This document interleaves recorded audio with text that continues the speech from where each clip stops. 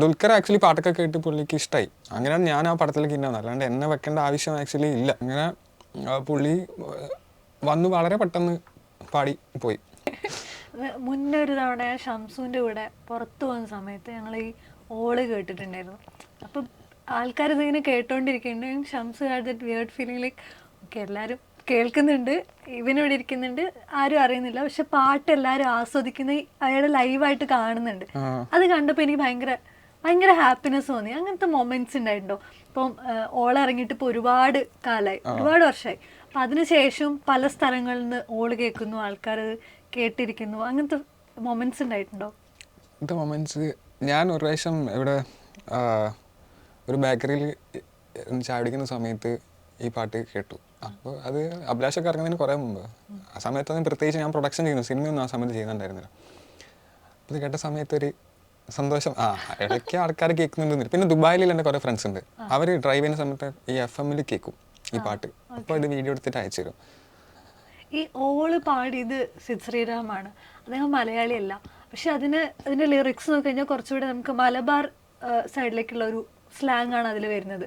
മലയാളി അല്ലാത്ത ഒരാളെ കൊണ്ട് ഈ ഒരു സ്ലാങ് പരീക്ഷിക്കുക എന്ന് പറയുന്ന ഒരു ശ്രമകരമായിട്ടുള്ള പരിപാടിയല്ലായിരുന്നോ? ഇതെങ്ങനെയാ ആൾക്കത് പറഞ്ഞു കൊടുക്കുകയാണോ? എന്തായിരുന്നു ആളെ കൊണ്ട് അത് ലൈക്ക് ഔട്ട് കിട്ടാനുള്ള ഒരു പ്രോസസ്സ്? പ്രൊനൗൺസിയേഷൻ്റെ ഒരു പ്രശ്നം മാത്രമേ ഉണ്ടായിട്ടുള്ളൂ. പുള്ളി മലയാളി അല്ലാത്തതുകൊണ്ട് ചില വേർഡ്സ് പറയുമ്പോൾ ഒരു ക്ലാരിറ്റി ഇഷ്യൂ ഉണ്ടാവുമല്ലോ, അതുണ്ടായതേ ഉള്ളൂ. ബാക്കി അത് നമ്മൾ പറഞ്ഞു കൊടുക്കുമ്പോൾ പുള്ളി ഒരു 2-3 ട്രൈ എടുത്തിട്ടായാലും അത് പാടിത്തരും. എന്നാൽ അങ്ങനെ ഭയങ്കര ടഫ് ജോലി ആയിരുന്നില്ല. പക്ഷേ ഈ പ്രൊനൗൺസിയേഷൻ്റെ ഒരു പ്രശ്നം ഉള്ളതുകൊണ്ട് കുറച്ച് റെക്കോർഡിങ് ടൈം കുറച്ച് സമയം എടുത്തു. അല്ലെങ്കിൽ വളരെ പെട്ടെന്ന് തന്നെ പുള്ളിക്ക് അത് ക്രാക്ക് ചെയ്യാൻ പറ്റും. മെലഡിയൊക്കെ പുള്ളി ആ ഒരു സമയത്ത് പാടിത്തരും. പക്ഷേ ഈ പ്രൊനൗൺസിയേഷൻ്റെ ഒരു കാര്യം മാത്രം, അത് ഈ മലയാളം അറിയാത്തതുകൊണ്ടുള്ള പ്രശ്നം. അങ്ങനെ ഒരു ടഫായിട്ടുള്ള ഒരു ജോലി ആയിരുന്നില്ല, അത് നല്ലതായിരുന്നു. ഈ മണിയറയിലെ അശോകൻ പ്രൊഡ്യൂസ് ചെയ്തത് ദുൽഖറാണ്. ദുൽഖറും ഗിരിഗറും കൂടിയാണ് ഇത് പ്രസന്റ് ചെയ്യുന്നത്. ഇതൊന്ന് വേഫറിന്റെ ഫസ്റ്റ് മൂവി ആയിട്ടാണ് മണിയറയിലെ അശോകൻ വരുന്നത്. അതിൽ ദുൽഖർ തന്നെ പാട്ടും പാടുന്നുണ്ട്. അപ്പം ആളുടെ പ്രൊഡക്ഷനിൽ, ആളുടെ തന്നെ പാട്ടിൽ ആ ട്രാക്ക് തന്നെ ഭയങ്കര ഹിറ്റായിട്ടുണ്ടായിരുന്നു. അത് തന്നിട്ടില്ലേ ആളുടെ കൂടെയുള്ള വർക്കിംഗ്? ദുൽഖറിന്റെ എനിക്ക് തോന്നുന്നു ഈ ഷംസുഖ ഈ കഥയൊക്കെ പറയാൻ പോകുന്ന സമയത്ത് നമ്മളിൽ ആക്ച്വലി പാട്ടൊക്കെ ഉണ്ടായിരുന്നു.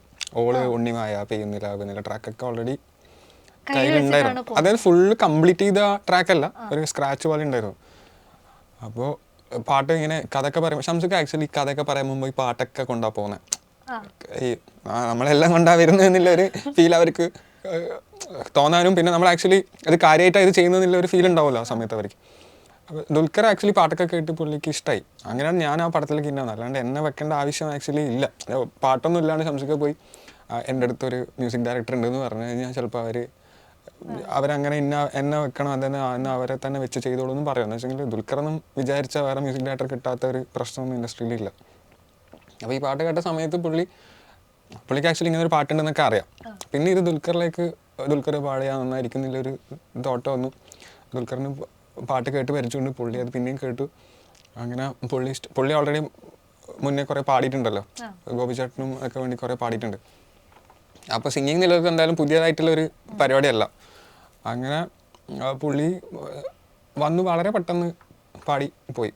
കുറേ സമയം സ്റ്റുഡിയോയിലിരുന്ന് മാറ്റി പാടിപ്പിക്കുക, അല്ലെങ്കിൽ അതൊന്ന് മാറ്റി പാടണം, അങ്ങനെ ഒരു ഡൗട്ടായിട്ടുള്ളൊരു സിറ്റുവേഷൻ ഒന്നും ഉണ്ടായിട്ടില്ല. പുള്ളി വളരെ പെട്ടെന്ന് പാടി വന്നു പാടിപ്പോയി.